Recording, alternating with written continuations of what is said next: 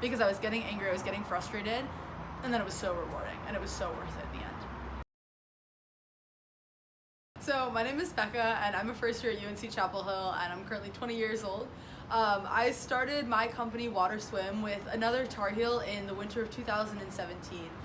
I must have been, I think, 15 or 16. We were super young. So I was a sophomore in high school and I had a friend. She came to me with this just great idea and she was like, I know that you're into entrepreneurship, and we just went into it. And so some of the challenges that we faced early on were just how young we were.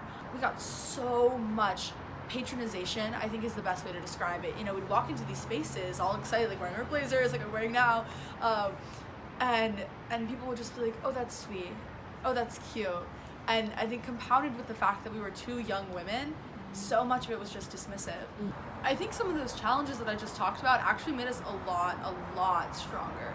I'd go into these meetings and I would just have so much hope and so much inspiration, only to kind of be dismissed out of hand.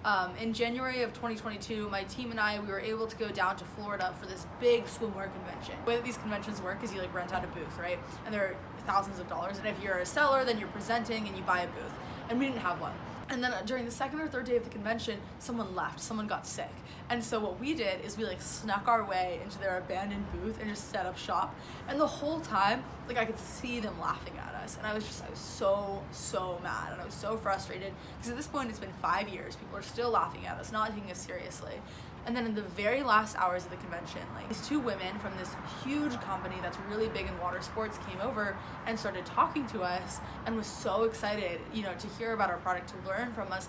But this whole time, since the beginning, it's always been about connecting with customers. We'll have these girls and they'll email us and they'll be like, hey, I'm swimming this event and I'm really nervous. We get to respond, sit behind the computer and be like, hey, I've been there, races are scary, but you've got this.